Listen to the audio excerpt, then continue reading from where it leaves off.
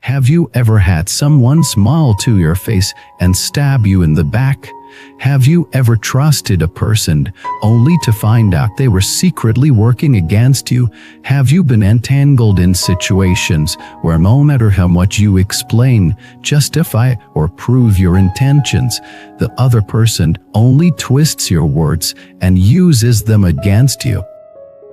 Welcome back to the channel, where we explore not just how to live, but how to live wisely. Today's topic is something every single one of us needs sooner or late: how to deal with toxic people, or as some call them, energy vampires, manipulators, or simply troublemakers. But instead of teaching you to fight back with rage or match their chaos with your own, I'll share the most powerful, most effective response. Just 4 words. Don't respond to them. That's it. Don't respond to them. It sounds simply too simple, maybe, but these 4 words carry with them a level of maturity, emotional control, and clarity that most people ever reach in a lifetime. They're not passive, they're strategic, they're not surrender, they're protection. Let me tell you why. Toxic people feed on reaction. They thrive in drama. They're like arsonists in search of a flame, and if you strike back, you become their firewood. The moment you react to defend yourself, or you try to prove your worth, they'd already won. They've gotten under your skin, and now you're playing by their rules. But when you don't respond, when you offer them silence instead of outrage, indifference instead of emotion, you take away their fuel. And without attention, their performance collapses. They have no power over you because you stepped out of the ring. Let me tell you about Ryan, a friend of mine who worked in a corporate environment filled with politics. He was competent, efficient, and well-liked by his team. But there was one colleague who constantly undermined him. He'd spread rumors, take credit for his work, and whisper subtle insults in meetings. First, Ryan tried to fix it the nice way. He confronted her, tried to reason, reported to her, but nothing changed. In fact, the more he tried, the worse it got, until one day, he stopped. He stopped replying to her emails unless absolutely necessary. He stopped defending himself when she made snide remarks. He stopped letting her live rent-free in his mind, and slowly, her power began to fade. Because the performance needs an audience, and he took away her stage. Few months later, Lisa moved departments. Without someone to play her games with, he lost her relevance. And he got promoted. That's the power of not responding. You don't defeat the toxic person by being louder, smarter, or more ruthless. You defeat them by becoming unreachable. Here's why this works. Toxic people often operate on patterns. They poke, you react. They accuse, you explain. They insult, you defend. And every time you play into that pattern, you're giving them the script they crave. But when you remove yourself from the game, they're forced to confront something they're deeply afraid of. Real Vance, nothing terrifies a toxic person more than being ignored. Strips them of their control, denies them the attention that validates their manipulative behavior. Now, you might be thinking, but what if the person is someone close to me, a family member, a longtime friend, a boss I can't ignore?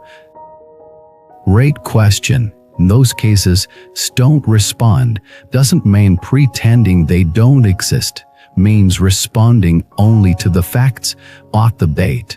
Means setting boundaries, sticking to them, and refusing to engage in emotional warfare. Let's say your parent constantly criticizes your choices, not out of love, but out of control. Every conversation turns into a guilt trip.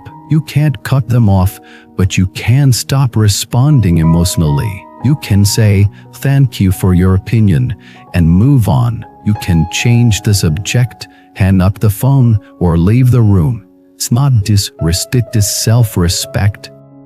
Emotional detachment isn't cruelty, it's survival. Remember, toxic people don't hate you because of your flaws. They target you because of your light, your confidence, your peace, or very existence challenges their chaos. The only way they feel powerful is by dragging you into their storm. So don't argue with someone committed to misunderstanding you. Don't plead with someone who enjoys watching you squirm. Don't try to heal someone who refuses to see their wound. Walk away, not because you're weak, but because you're wise. Let me give you a deeper metaphor.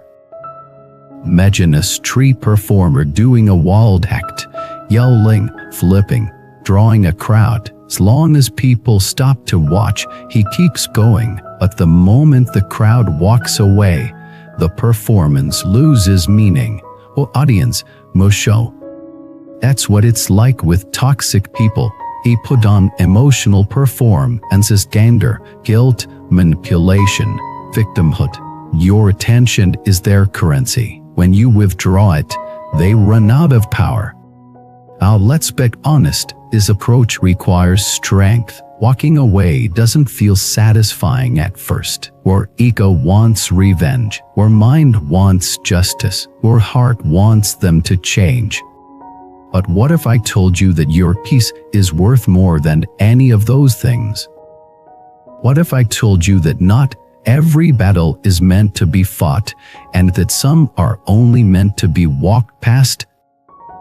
One of the most liberating decisions you'll ever make is to stop explaining yourself to people who are committed to misunderstanding you.